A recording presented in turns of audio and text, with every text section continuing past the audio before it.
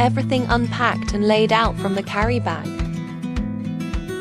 Set up the bottom poles and connectors as shown.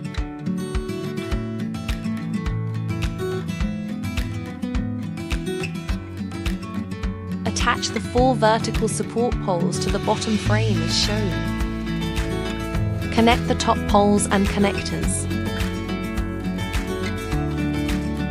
Slip the tent shell over the frame from the top.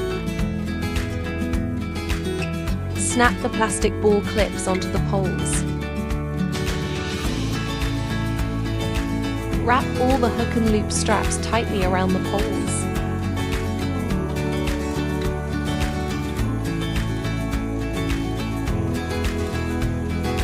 When used outdoors, install the pay floor mat, ground stakes, sandbags and guy lines.